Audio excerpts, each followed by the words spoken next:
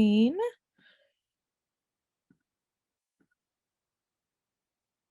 right. Okay, welcome again. We're so glad to have you. This is the Presidential Primary Sources Project, and our program today is America's Presidents Through Portraiture, and it's from the Smithsonian's National Portrait Gallery. Our presenters today are Jocelyn and Nicole. The Presidential Primary Sources Project is a partnership between Internet2, the National Park Service, and the National Archives. Just a quick disclaimer, as part of, by joining this distance learning, you are agreeing to be recorded and streamed and archived as part of our project. So we keep all the recordings of our programs on our YouTube channel so that students and teachers can access them later if they couldn't join us live. All right, we're really excited to have you here today. And we really want to encourage people to participate as much as possible. So we just want to go over a few expectations and opportunities for how you can participate today. So the highest level of participation here would be for you to be able to share video with us so we can see you and we can, unmute you and talk to you kind of live. So if you indicated that in your registration, I tried to already promote you. If I didn't promote you and you'd like to be on video, please just send a chat and I'll work on promoting you once I'm done introducing everyone here. You can also just participate via audio. So if you don't want to be on video, but you would like to ask and answer questions over audio with your voice, we'd love that too. You should have a little raise hand icon. It looks like a little yellow hand. When our presenters ask questions or provide the opportunity for you to ask questions, if you just use that icon, I will call you out and help you unmute yourself so that you can participate. And then we always have the chat box. So please introduce yourself in the chat box, tell us where you're coming from, what grade you're in, but then also use that to ask and answer questions for our presenters. All that said, again, we absolutely want you to participate as much as possible. It makes it so much more fun and interesting. That said, just also be respectful of those tools. We want to make sure the chat and any responses we're getting are focused on our presentation and relevant to what we're talking about today. And yeah, let's just stay focused so we can all participate as much as possible. All right, just another thanks. To find out more about our future programs, we do have more throughout all the way to the end of March. And to be able to find our recordings, this is our website, internet2.edu/PPSP. Please feel free to check that out. But in the meantime, I'm going to go ahead and stop sharing my screen and hand you over to the people you came to see. So go ahead and take it away, Nicole, Jocelyn, and I'll be quiet. All right, well, thank you so much, Therese, and good morning from Washington, D.C. Jocelyn and I are very excited to be with you today. Before we begin, I'd just like to say that Native peoples have made their homes and communities through what out is now the United States for a very long time and still live here today. We are grateful to be on these lands at the museum and in our homes and schools, and are excited to share this time with you.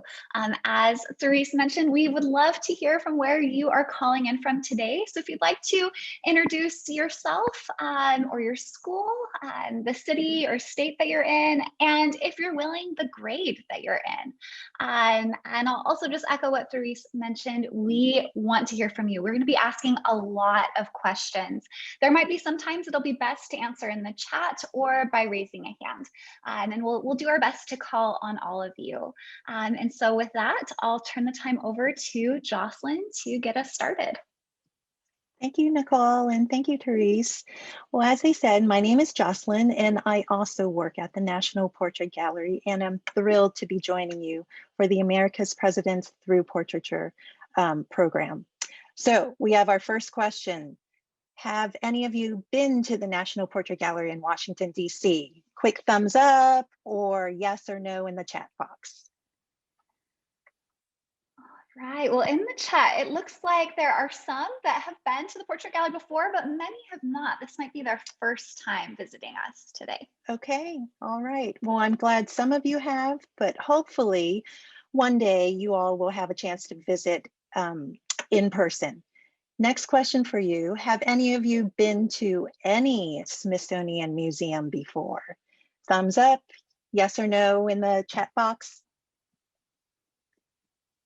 Okay, we have some friends joining Yay. us today who have been to the Smithsonian or have heard of it.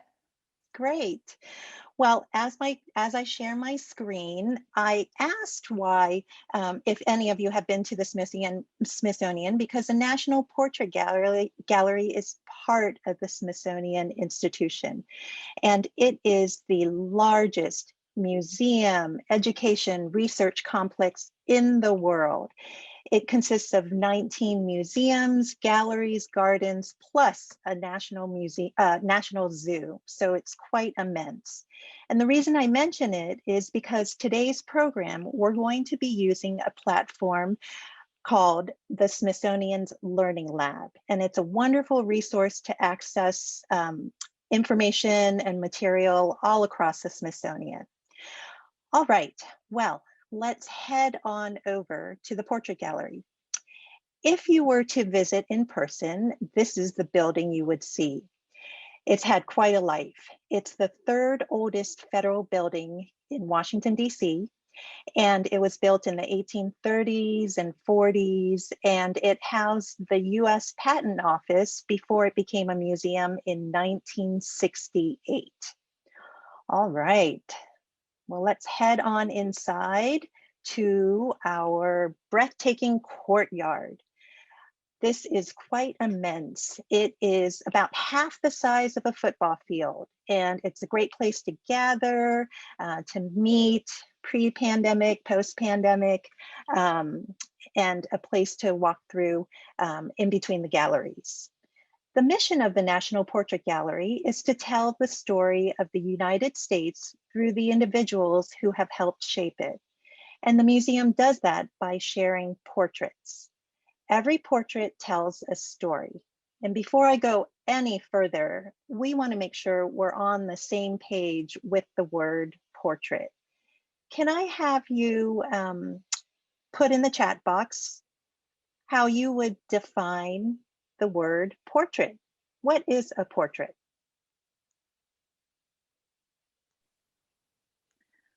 All right, students are nice and wide awake this morning. We have some responses. Krish mentions it could be a painting.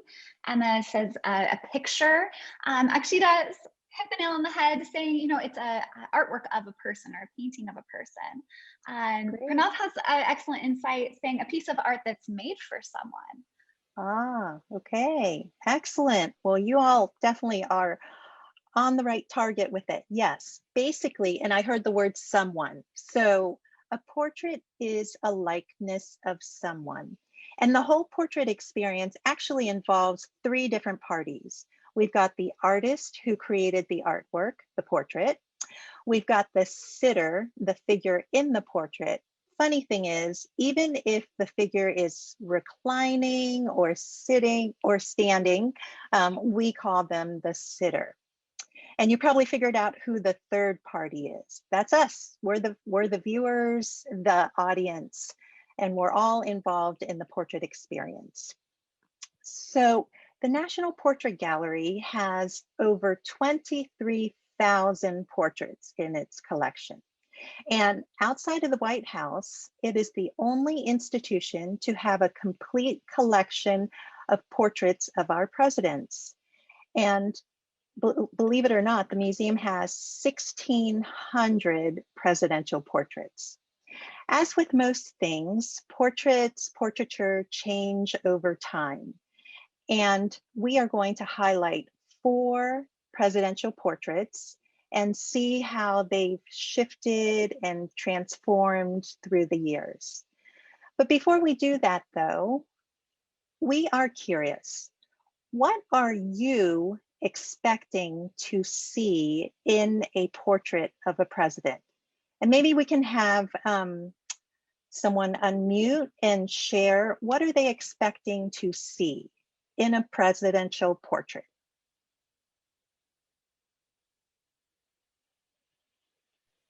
All right, it looks like Betts Elementary School has an idea. So Betts, I'm gonna unmute you. Make sure you're unmuted on your end too, but you're unmuted on my end. Yep, go ahead. I'm expecting to see someone in fancy clothes. Probably, yeah, fancy clothes, maybe next to an animal or like a horse or something with Okay. no kind of background. Usually it's just the person and then just like a black background. Okay, thank you for sharing. All right, so fancy clothing and not much of a background and maybe a horse. Excellent. Could we get maybe one more response? Yeah, it looks Yeah. like Nancy, one of our participants is ready. Nancy, you can go ahead and unmute and answer. So maybe just a person, like just focusing on the figure. I'm sorry, I didn't catch that. A person. We have to get up to the Oh, sure. microphone. Yes. Well, my answer is actually really simple. I just said like a person, just A person with whatever. no, just literally a person. I wasn't expecting an alien or anything. Oh, okay. All right. Yes. No alien. All right. Well, And this Jocelyn, is in great. the chat, there's a few responses Oh, that have good. come through. Okay, sure. Jen mentions facial expression and talks about how she's not expecting to see any smiles today. And Krish says, just paintings of presidents. All right. Okay. Well, great. We'll keep those things in mind as we take a look at them. And you all have already mentioned a couple things that I want to highlight. So I mentioned you can actually read a portrait. Even though there's no words in a portrait, you can read it and find out what story there is behind it. And I'm going to share some tools that we have to help you explore and pull out that story. And I think some of you have mentioned them already. We call them elements of portrayal. So there are 10 clues or elements to help us sort through things. Facial expression, already mentioned. So whether the sitter's smiling or frowning, that can send a message. Pose, how the person may be standing, maybe with their arms crossed or hands on hips, that sends a message. Clothing will give you a sense of historical context as well as social standing. Hairstyle will give you a sense of what era, and setting. Is the figure inside, outdoors? And you can see my setting is actually the 3rd floor of the museum in the Great Hall. Objects is a fun one to look for. What things, what objects are in there that tie to the sitter? Color can really set the tone of a portrait. Medium has nothing to do with size in art. Medium is what material the artwork, or in this case, the portrait, is made of. So a portrait may be in the medium of a photograph, or the medium of a portrait may be a painting, a sketch. It can even be a sculpture or a video. So lots of different materials that are used. Medium. Scale, that is where size comes into play. How large or small a portrait is gives that overall sense, that overall story of the portrait. Final element, artistic style. How the artist has portrayed the sitter really seals that story and gives that message. All right, so these are the 10 elements, 10 clues to help us read and pull apart the portraits. We're going to head into the galleries, and Google Arts and Culture is a fun place to look and take a virtual visit at our museum. And I am going to, this is the entrance of the America's Presidents exhibition. I'm going to just give you a quick glimpse to the right, quick glimpse to the left. And we know you're on your toes, but we have a challenge for you with our first portrait. in a second, it's right around the corner, and I'll show you a clearer image. We are going to give you 30 seconds to take a look at the portrait without typing, without talking to anyone. Just take in the portrait for 30 seconds. Then I'm going to flip the portrait around and see how good your memory is. Okay. All right, I'm going to get my timer out. I'm going to get the slide. So get your eyes all ready. And let's see here. Here we go. 30 seconds starting now without talking or chatting.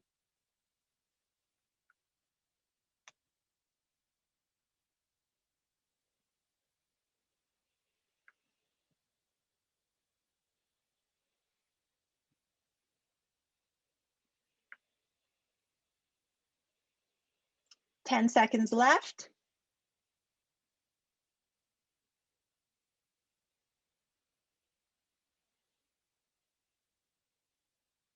All right, time is up, and I am going to flip the painting around. Really cool thing about being online is you can see the back of the painting. You could not see this in person. So before you type anything down or mention anything, I'm going to go through some questions and guide you through, and let's see if we can piece the portrait back together without looking at it. Easy question for you. Was the sitter standing or sitting? Go ahead and put in the chat box. All right, these students have great memory. They are all in agreement that that the sitter was standing in the portrait. All right. Okay. Can I ask, was the sitter holding something? Yes, yeah. Some students are even thinking perhaps a cane or a sword. Okay. All right. Yes, it was a sword. And then why don't we have some students unmute and answer the question, what clothing was our sitter wearing? If you could describe the clothing. All right, it looks like you would like to answer that? I'm gonna unmute you. Hello, can you hear me? Yep, we can hear Yeah. you. So the clothing was a suit. It was really dark with a white shirt underneath it. Okay, thank you. So dark suit with a white shirt. Excellent. And let's see, can we have someone unmute and share any furniture that they saw? All right, Pranav, it looks like you would like to answer furniture, so I'm gonna unmute you. Go ahead. If you're talking, we can't hear you. I think I saw a table or a chair nearby, like in the left and the bottom right, actually. Okay, all right. Perfect, thank you. Okay, so we've got table and chair. We've got our sitter in black with a white shirt. How about in the chat box, can you type any objects that you saw? Oh, and Jocelyn, this group was one step ahead of you. In addition to talking about a lot of the furniture that was in the room, a lot of students observed the rug underneath his feet. Oh, okay. And let's see, curtains, columns, feather pens. Oh, the responses are flying in. Books, quill. Let's see if I've missed anything. Students are seeing the rainbow as well. Okay, excellent. Wow, well, we do have a sharp bunch, and we could do this all day, and I'm sure, Nicole, you could probably be reading the chat box through lunch, but let's turn the portrait around and see, review everything that you all saw. So we do have our sitter here, George Washington, and he is dressed in black with a white shirt on. So this portrait was actually the very first portrait of George Washington in full length in this suit. So remember, we're talking about the story of the portrait, the story of George Washington as our first president. We know he has experience as a military leader, and we have him here, though, dressed in a black suit. Why do you think the artist Gilbert Stuart had George Washington shown in a black suit? And maybe we can have someone unmute and share their thoughts. It looks like Avery has an answer again, so I'm gonna go ahead and unmute you. Go ahead. I think it's because the artist himself wanted to make the character a little bit subtle, so like he can bring more elements to the background with the furniture. Okay, all right. So kind of that black blending, not popping out, giving a sense that way. Great. Maybe we can get one more response. There are a lot of great responses in the chat that have been coming perfect. in. Okay, good. Those in Nancy's Zoom room are saying, black could be a symbol of power. And Jen mentions, these clothes could be just presidential clothes. Okay, exactly. Presidential clothing. And he was known for wearing this suit when he would go to Congress or go to meetings. So yes, this having George Washington shown in this black suit showed that he was a citizen leader elected by the people for the people. He wasn't going to lead as a military dictator. He wasn't going to lead like a king. He wasn't dressed like a king. All right. I wanted to highlight, someone had mentioned a rainbow. Why do you think Gilbert Stuart would put a rainbow in a portrait of George Washington? And maybe we can get responses in the chat box.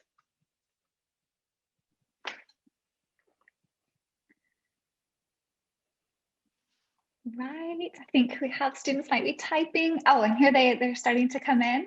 Okay. Oh, there's lots. Oh, these are all great ideas. Krish mentions, maybe he accomplished something. That's what it's symbolizing. Very says, maybe the color just needed to be in there. The artist wanted to include some color. Those at the Salem Lutheran School are saying a promise for peace. And Birchwood Blue Hills School saying happiness. There's also other ideas about victory and beauty after a storm. Excellent. Oh, that last comment about beauty after a storm. Yes, usually you see a rainbow after a storm. And so Gilbert Stuart has placed this rainbow in to symbolize that they had the Revolutionary War, the birth of the nation was very difficult. But with George Washington as the first president, better times were ahead, and that rainbow was a promise. Excellent. I just want to point out one more thing before we move on. You might have noticed on the chair, there is an emblem. There are stars and stripes, and there are 13 stars and stripes. Could we have anyone unmute and share why there might be an emblem with only 13 stars and stripes? All right, Pranav, I'm going to go ahead and unmute you. Go ahead.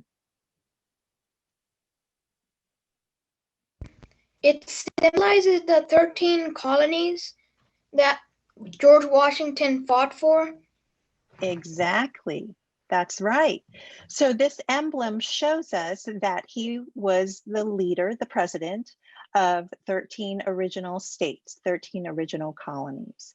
So you can see this story is really coming out. This first president of the United States, this portrait is saying he's a citizen leader leading 13 original states, and that with him as the first president, better times were ahead for the nation. So this portrait by Gilbert Stuart, it's called the Lansdowne portrait because it was a gift to Lord Lansdowne, who was an English supporter of the American Revolution. And Gilbert Stuart was commissioned, meaning he was given the job to create this portrait.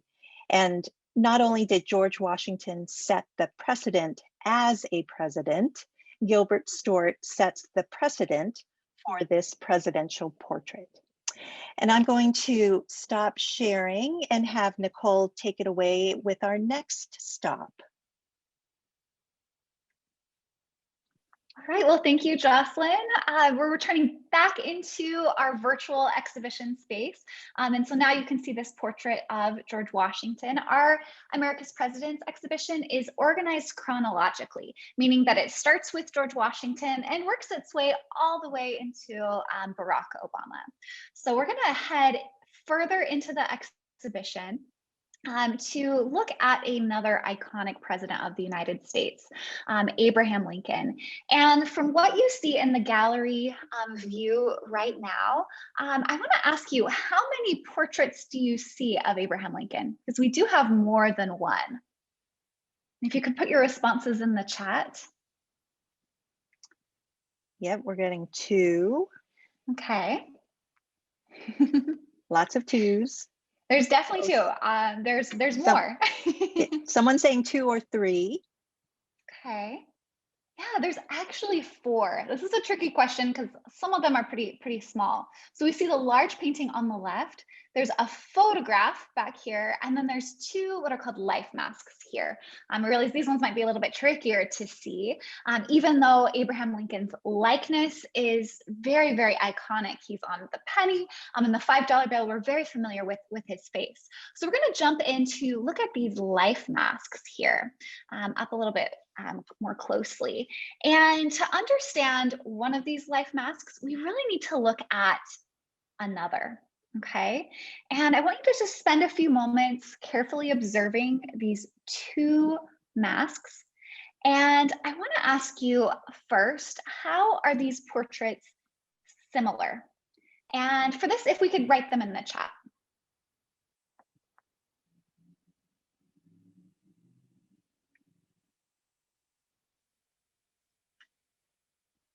Oh, they're coming in. Let's see. Pranav says they're both of Abraham Lincoln. Mm-hmm. Birchwood Blue Hills says there's a strong nose in both of them.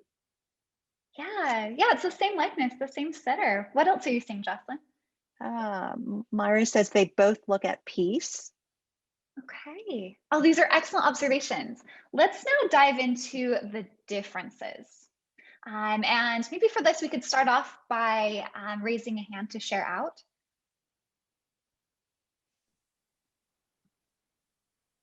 All right, Pranav, I'm going to go ahead and unmute you. Go ahead. One of the differences is that in the first portrait, the hair is different. On the first portrait, it's on the top, but on the second portrait, he has a beard. Hey, excellent observation, Pranav. And noticing his hairstyle is a little different on both.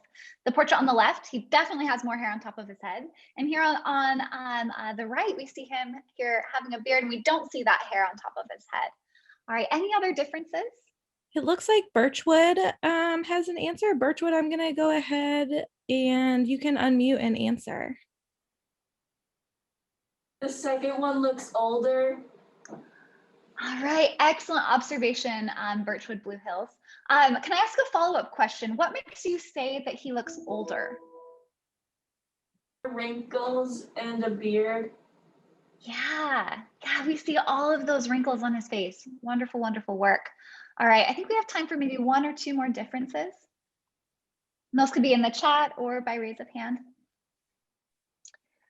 Nicole, Jen had made a comment in the chat that perhaps they were made at different time period. Okay, Oh, awesome. Awesome observation, Jen. Excellent. Any It looks other like a questions? Very has a response. If you have time for one more, Nicole. Yeah, of course. Go ahead, Very. This is actually a quick little add-on to what someone said before me on one of them looks older, maybe because like one of them represents one time in his life and the other one is an earlier time frame throughout that person's life. Oh, Avery, I couldn't have said it better. Yeah, you're exactly right. These portraits, they are both of Abraham Lincoln, and they're called life masks or face masks. And how these are created is an artist will cover their sitter's face with kind of a lotion or an oil, and then cover their sitter's face with plaster. And that dries very, very hard to create a mold that's pulled off and then filled.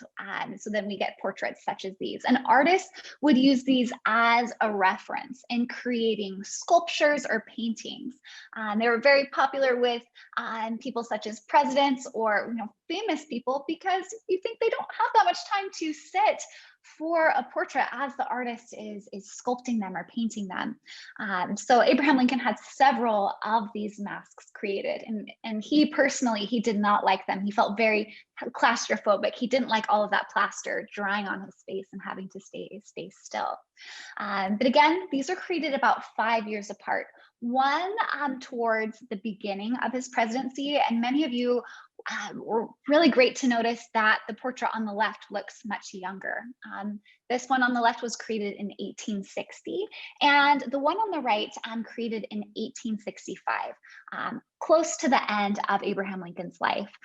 And if we think to those things that he dealt with as president of the United States. He's president of the United States during the Civil War. And I loved your comment earlier about those wrinkles on his face. Here we can see really the toll that the war took on his body, all of the stress of leading a nation throughout the war. Before we leave Abraham Lincoln, I'd like to introduce you to one more portrait of him, since we have so many portraits of him in our museum. This is another famous portrait of Abraham Lincoln that we are so lucky to have here at our museum because of the unique story or perspective that it tells.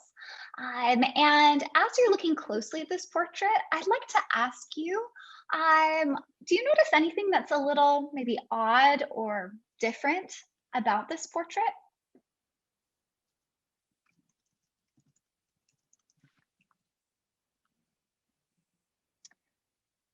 All right, Ashita says that it kind of looks orange and ripped.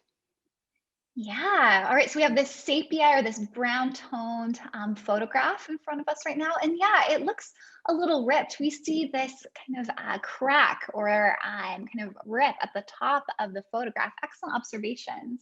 Are there any other ideas in the chat, Jocelyn? Let's see, Salem Lutheran School did say it was cracked, and then Birchwood Blues Hills Charter School said that it looks fuzzy around the edges to draw attention to the face. Oh my goodness.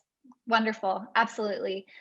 So we see the crack, we see that part of it is in focus and the rest is fuzzy. I'll zoom in a little bit closer here so we can see that Abraham Lincoln's eye, the eye that's closer to the camera, is the one that's in focus, or it's clear. And the rest of his face is a little bit more fuzzy, that ear, his shoulders, even this side of his face and his hair. Excellent observations. I now want us to look to his clothing. And is there anything that seems a little strange about his clothing, or maybe not quite right?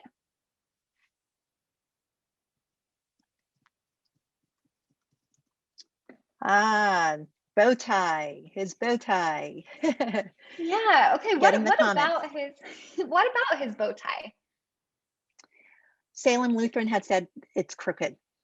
Yeah, Yeah, okay, this is really interesting because this is hanging on the walls of the National Portrait Gallery. And we might think that all of the portraits would show people kind of as their best selves, that all of their clothing would be in order, their hair would be combed. But here we see a bow tie that's kind of crooked off to the side. There's a lot of things that are not quite right, or how we maybe might imagine them to be.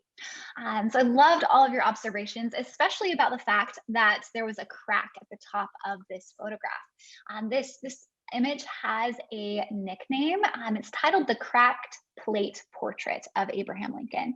And it was given that name because of kind of the unique circumstances in which it was created. Abraham Lincoln, while he was president of the United States, he recognized the power of photography.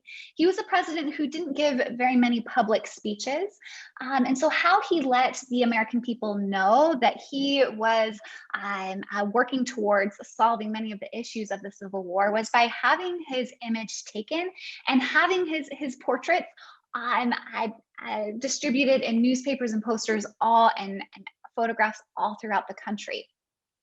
And so he would often go to a photographer's studio, Alexander Gardner's studio, to have his portrait taken almost weekly.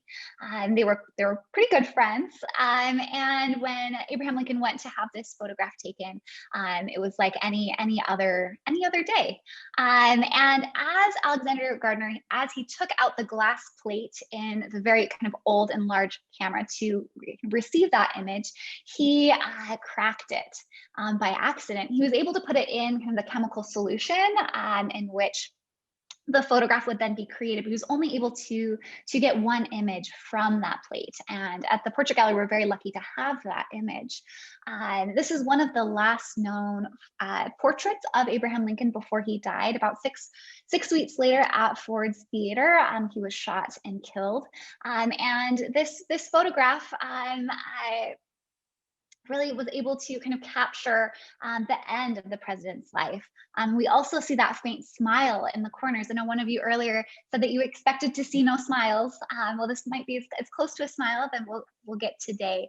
But we can see again kind of the toll that the Civil War took on his body with the wrinkles in his face. All right, so we have more portraits to see. I'm going to return us back to the gallery here. So you notice we talked about the cracked plate portrait and these two life masks. We also have this beautiful portrait of Abraham Lincoln that was made after his death. And the artist used a lot of references, such as life masks and photographs and other paintings that he did of the president while he was alive. All right, so hang tight as we enter the 20th century here. We'll see Theodore Roosevelt. Jump inside more. I wish we had time to talk about all these portraits, but we are going to talk about John F. Kennedy next. Earlier, one of you mentioned that you liked abstract art, so I hope you're excited to learn about this portrait with Jocelyn. Great, thanks, Nicole. And I know that was a quick zip through, but hopefully you noticed that most of those portraits were of presidents dressed formally. So we got this portrait here, and before we dive any further, we want to know what you think of it. So if you could think of 3 words, type 3 words first and then push send. And let's get your reactions to looking at this portrait.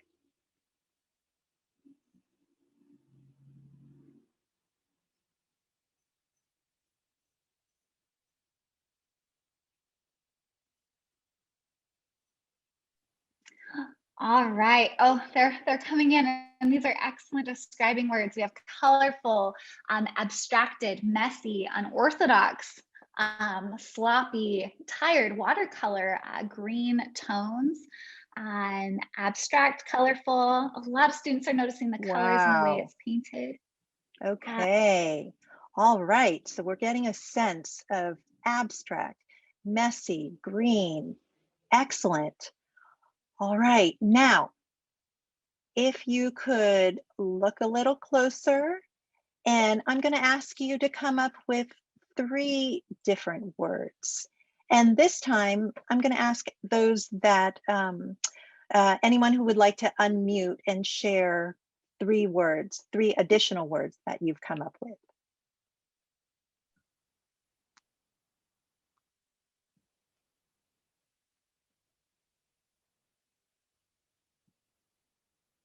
All right, Would Avery, anyone I like? see you. Oh, you took down your hand, so maybe not. Does anyone want to share their additional 3 words?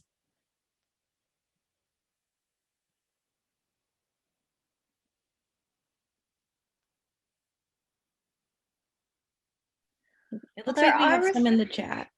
Yeah, Okay. they are coming through in the chat. Students looked a little bit more closely to his facial expression and pose, using words such as casual, chill, uncomfortable, cross legs, no suit, thumbs up. Okay. Yeah. All right. Wow. Well, I think you all have, in all of those words, you've summed up the portrait here. So 20th century, this is portrait of John F. Kennedy, and it was painted by the artist Elaine de Kooning, who was part of the abstract expressionist movement.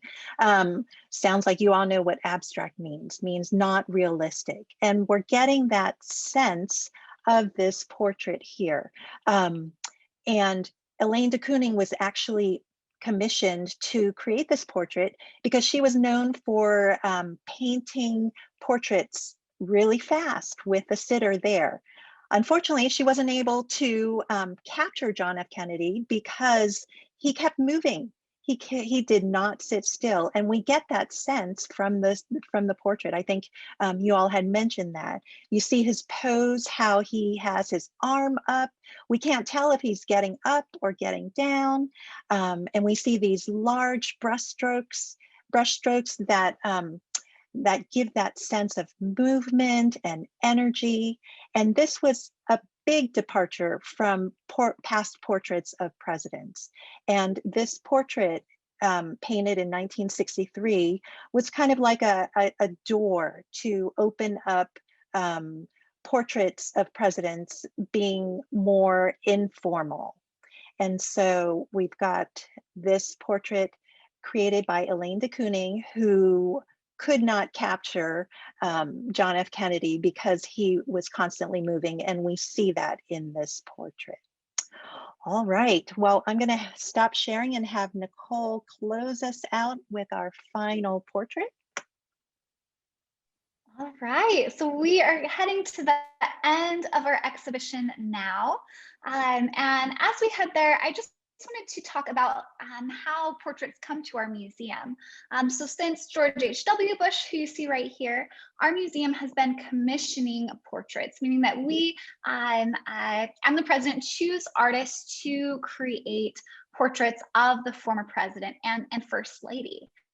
And that was the case with this portrait of Barack Obama, which is kind of the bookend of this exhibition. It starts with George Washington and currently ends with Barack Obama. And so Barack Obama, after his term had ended, curators at the National Portrait Gallery and the White House presented him with a list of names of artists that they thought would be a good fit to paint his portrait. And here we'll look a little bit closer at it here now. And Barack Obama, he selected Kehinde Wiley to paint his portrait. It was really, really exciting for many art historians and people in the arts community because Kehinde Wiley often paints men of color in very strong and powerful poses. And as Kehinde Wiley and Barack Obama, as they met together and discussed what they wanted this portrait to accomplish, they both settled on the fact that they weren't going to borrow a pose from the past, as Kehinde Wiley often does in his portraits. He paints his sitters on a horse or as kind of European kings, but wanted to show that Barack Obama listens to the American people. So I'd like for you to, where you're seated in the classroom or at home, to strike this same pose. So if you can cross your arms in front of you, not necessarily fold them, but kind of one on top of the other. you'll notice that he's leaning forward in his chair. He's resting his elbows on his knees. And then his knees are kind of spread out and his feet are firmly planted on the ground. He's not looking off to the side. He's looking directly at us, the viewer. And I want to ask you, what do you notice about his pose that shows us that he's listening?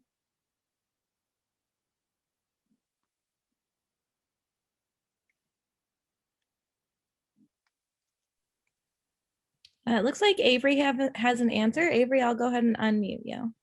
Go ahead, Avery. So he's looking directly at the viewer or the painter, and he's his pose is pretty subtle, and it's not in the serious type. It's just your average pose. You're listening, you're looking, you're not doing anything else. You're looking directly at the viewer itself. Yeah, Avery, I love that you mentioned that, because when we're listening to someone truly listening, it's very helpful if we are looking at them, even picking up on those subtle cues that people, they're not speaking, how they're speaking with their body. Excellent observation. Jocelyn, are there any ideas that have come through in the chat? Yes, actually, there were a couple. Birchwood Blue said that his eyes are on you, leaning forward. And then Pranav said that he was informal, formal mix. And the beauty for the nature in his pose suggests that he's listening to the people and it's subtle. Oh, I love that. I love that idea that he's leaning forward. If you are talking to a close friend and you really want to know what they have to say, sometimes unintentionally we'll lean in to hear what they have to say. And that's what Barack Obama is doing in this portrait. And Pranav, I liked how you mentioned his clothing and talking about how it's formal but informal. And looking closely at his clothing, is there something that is missing that we might typically expect a president to wear? Jen says tie. Yeah, he's not wearing a tie, and that's very intentional. This is an oil painting. So Kehinde Wiley, everything he painted, it's there for a reason, even those things that are not there. So he's not wearing a tie, really kind of showing, there's a lot of different ways to interpret it, but showing that he's really there to listen. It's the end of the day. He's taken off his tie, and he's speaking to you perhaps as a friend rather than a president. Excellent. All right, I now want us to kind of zoom out and look to the setting. And I want to ask you, where do you think Barack Obama is?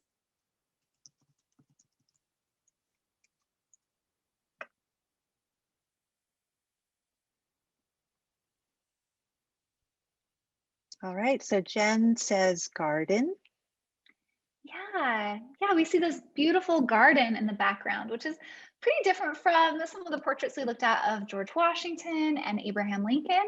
And we see a lot of green. We did see a lot of green in John F. Kennedy's portrait, which is also kind of alluding to or symbolizing the kind of the greenery here. But these flowers are full of symbols. They all tell us something very specific about Barack Obama's life or his family's life. So you'll notice that there's a variety of different flowers.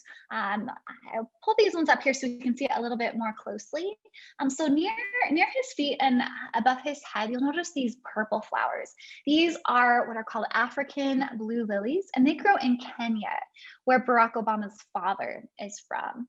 And I want to ask you, why do you think the artist placed the majority of these African lilies, symbolizing his father, near his feet?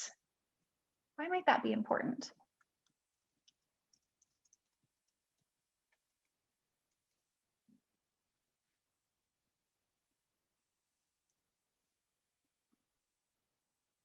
Pranav says because it was his roots. Oh, Pranav, that's a wonderful interpretation. Yeah, recognizing his roots or his past, his heritage. Excellent. You'll also notice that there's rosebuds nestled throughout. These don't tell us about a specific place where Barack Obama lived or his family lived, but in art history, they're seen as a symbol of strength and courage, just showing that Barack Obama was a strong and courageous leader.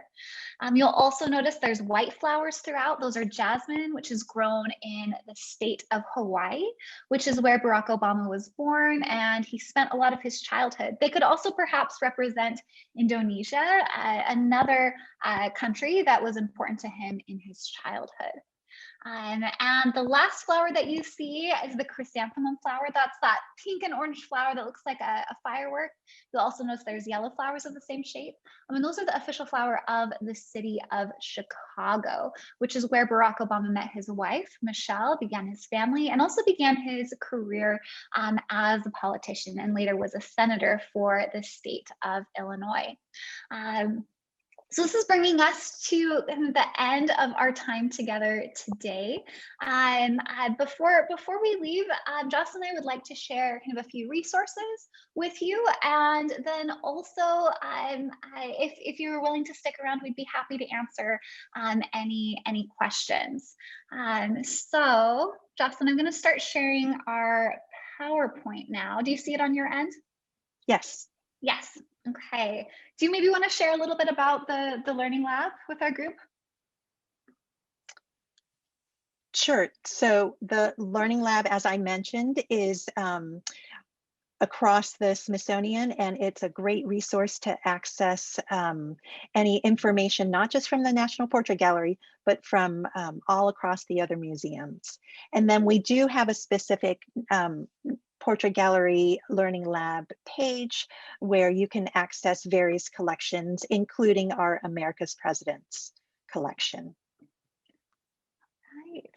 Awesome. If you have any questions, you're welcome to either put them in the chat now or raise a hand to unmute, or if you're short on time, feel free to email us with our emails that you see on this slide. Awesome. Does anyone have any questions they want to ask now via chat, or raise your hand to ask over audio?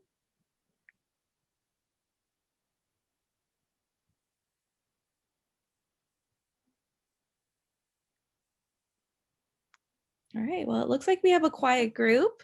But thank you so much, Jocelyn and Nicole. This was awesome.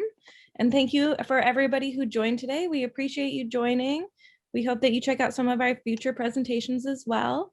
Again, go ahead and note Jocelyn and Nicole's information so you can always reach out to them with more questions. But thank you so much for your presentation. We really appreciate it, and have a great afternoon. Thank you. Thank you. Bye, everybody. Bye-bye.